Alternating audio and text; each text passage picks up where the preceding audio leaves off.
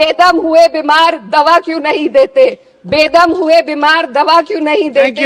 तुम अच्छे मसीहा हो, शिफा क्यों नहीं देते? मिट जाएगी मखलूक तो इंसाफ करोगे, मुंसिफ हो तो हश्र उठा क्यों नहीं देती? संसदीय क्षेत्र कैराना में कई सरकारी स्कूल शिक्षक न होने की वजह से बंद हैं और मदरसा एजुकेशन के बजट में 57% की कटौती कर दी गई है।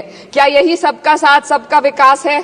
धन्यवाद सभापति महोदय। आज मैं यूनियन बजट 25-26 पर अपनी बात रखने के लिए खड़ी हूं। भारत के संविधान के आर्टिकल 38 भारत को एक वेलफेयर स्टेट के तौर पर पेश करता है और सरकार की जिम्मेदारी है कि बजट और उससे जुड़ी वेलफेयर स्कीम्स के जरिए इन आर्टिकल्स को हकीकत में लाया जाए। इसलिए यूनियन बजट सिर्फ एक आंकड़ों की किताब नहीं, बल्कि सरकार की प्राथमिकता और वेलफेयर स्टेट के संविधान से जुड़ी वफादारी का आईना है। सरकार की जिम्मेदारी है कि इकोनॉमिक पॉलिसीज, जिनमें बजट भी शामिल है, ऐसी बनाए जाए जो गैर बराबरी को कम कर सके और सबसे ज्यादा गरीब वर्ग को सहारा दे। बजट वो लाइफलाइन है जिससे शिक्षा, स्वास्थ्य, पेयजल, सोशल सिक्योरिटी, SC/ST माइनॉरिटी, गरीबों की भलाई के लिए स्कीमें चलाई जाती है। मगर ये बजट को देखकर महसूस होता है कि ये भविष्य के निर्माण से ज्यादा हेडलाइन बटोरने का एक दस्तावेज है। इससे सबसे ज्यादा प्रभावित होने वाली वही लोग पीछे छूट रहे हैं जिन्हें सरकार के सहारे की सबसे ज्यादा जरूरत थी। वो किसान जो बढ़ती लागत से परेशान हैं, वो नौजवान जो बेरोजगारी का सामना कर रहे हैं और वो औरतें जो निजामती रुकावटों से जूझ रही हैं और वो गरीब जो महंगाई के बोझ के तले दबे हुए हैं। This government is proudly marketing the income tax exemption of 12 lakhs. But the question is, how many Indians even earn that much to benefit from it?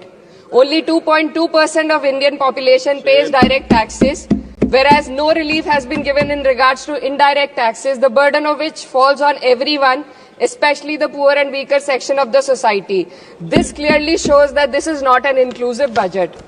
GST की ऊंची दरों ने आम आदमी की कमर तोड़ दी है।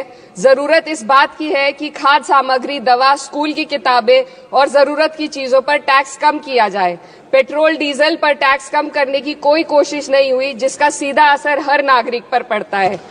आर्टिकल 41 कहता है कि सरकार को ये कोशिश करनी चाहिए कि वो अपनी इकोनॉमिक हालात और रिसोर्सेज के हिसाब से लोगों को रोजगार दे। इस बजट ने बेरोजगारी दूर करने की दिशा में कोई ठोस उपाय नहीं दिया है। नई नौकरियों की बात तो छोड़िए, जो पहले से थी वो भी खत्म होती जा रही हैं। स्किल डेवलपमेंट प्रोग्राम के नाम पर करोड़ों खर्च किए जा रहे हैं, मगर सवाल ये है कि ट्रेनिंग लेने के बाद कितने नौजवानों को असल में नौकरी मिल रही है। सरकार के पास इसका भी कोई आंकड़ा नहीं है। सरकारी विभागों में लाखों पद खाली हैं, मगर भर्ती का कोई प्लान नहीं है। आर्टिकल 45, जिसके द्वारा सरकार की जिम्मेदारी है कि हर बच्चे को 6 साल की उम्र तक फ्री और जरूरी तालीम मिले ताकि उनका बुनियादी तालीमी डेवलपमेंट सही से हो सके, जिसको संसद ने शिक्षा का अधिकार अधिनियम बनाकर और भी मजबूती दी थी, परंतु इसकी जमीनी हालत क्या है वो किसी से छुपी नहीं है। नगरीय क्षेत्रों में सरकारी स्कूलों में शिक्षक न होने की वजह से स्कूल बंद हो रहे हैं तथा दूरस्थ ग्रामीण क्षेत्र के स्कूलों में टीचर ही नहीं पहुंच पा रहे हैं। सरकार कह रही है कि डिजिटल इंडिया और AI से तालीम का इंतजाम होगा, मगर जरा जमीन पर देखिए, उत्तर प्रदेश में सिर्फ 22% सरकारी स्कूलों में कंप्यूटर है। मेरे संसदीय क्षेत्र कैराना में कई सरकारी स्कूल शिक्षक न होने की वजह से बंद हैं और मदरसा एजुकेशन के बजट में 57% की कटौती कर दी गई है। क्या यही सबका साथ सबका विकास है? इसी तर्ज पर अस्पताल हैं जहां पर डॉक्टर नहीं है। आर्टिकल 47 अच्छी सेहत और जिंदगी के स्टैंडर्ड को बेहतर बनाने की आवश्यकता पर जोर देता है। राज्य की जिम्मेदारी है कि लोगों की सेहत और उनके वेलबींग को बेहतर करने के लिए जरूरी कदम उठाए, लेकिन हकीकत यह है कि इस बजट का सिर्फ 2% ही आम जनता तक पहुंच पाता है। शामली जिले में 84 डॉक्टर की पोस्ट स्वीकृत है, मगर सिर्फ 29 डॉक्टर काम कर रहे हैं और गायनोकोलॉजिस्ट मात्र 1 है। दवाइयों की कीमतें बढ़ती जा रही हैं, मगर गरीबों के लिए कोई राहत नहीं है। सरकार ने महिलाओं के लिए बजट बढ़ाने का दावा किया, मगर 81% इसका बजट सिर्फ पोषण योजनाओं में डाला गया है। महिलाओं के रोजगार, उनके इकोनॉमिक इंडिपेंडेंस और सुरक्षा के लिए कोई ठोस योजना नहीं बनाई है।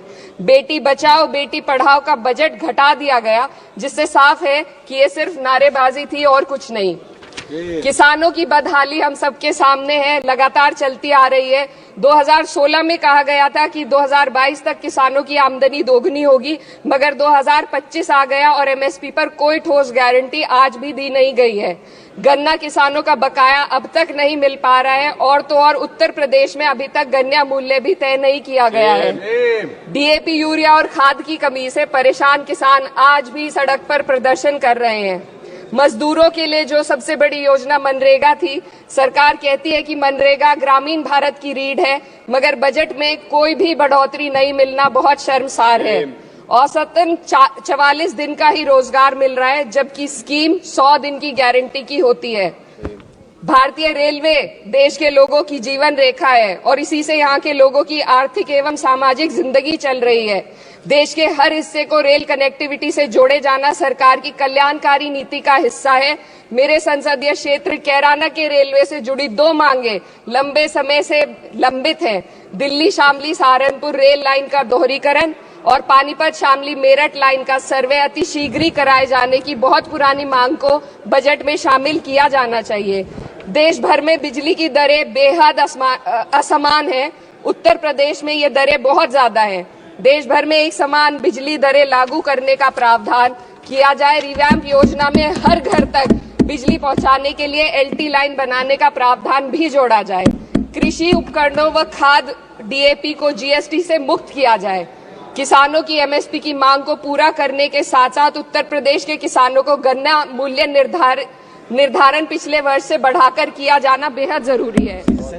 जनपद शामली व मुजफ्फरनगर को एनसीआर में तो शामिल किया गया है, परंतु वहां पर कोई विकास नहीं हुआ तथा उसको कोई भी लाभ नहीं मिला है। वहां के लोग सिर्फ प्रदूषण के बाध्यकारी नियमों से परेशान हैं, इसलिए दोनों जनपदों को एनसीआर की सीमा से बाहर किया जाना चाहिए।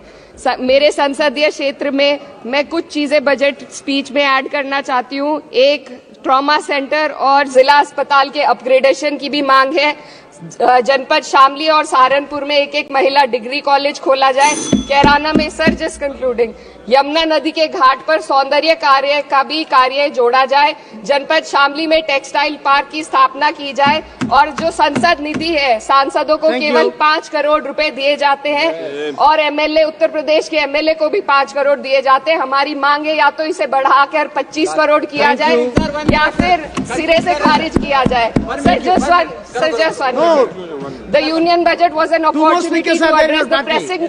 Sir, just 1 minute. Please, 2 more speakers are in your party. Sir, just concluding. Pressing concern of India's citizen, rising unemployment, soaring inflation, crumbling public services, and deepening rural distress. Yet, instead of offering real solution, the government has focused on optics and half measures. While tax relief for the middle class is welcome, it does nothing for the millions who earn too little to benefit from it.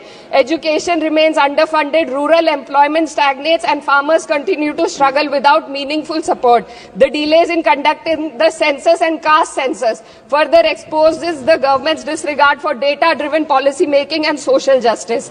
India needs a budget that prioritizes its people, not just its economic headlines. A budget that invests in human capital, strengthens social security and ensures dignity and stability for all. But what we have instead is another missed opportunity, one that fails the poor, the youth, the farmers and the women of this country. Budget प्रस्ताव पर अपने विरोध को मैं 2 पंक्तियों में आपके सामने रखना चाहूंगी। बेदम हुए बीमार दवा क्यों नहीं देते? बेदम हुए बीमार दवा क्यों नहीं देते? तुम अच्छे मसीहा हो, शिफा क्यों नहीं देते? मिट जाएगी मखलूक तो इंसाफ करोगे, मुंसिफ हो तो हश्र उठा क्यों नहीं देते? Subrayan,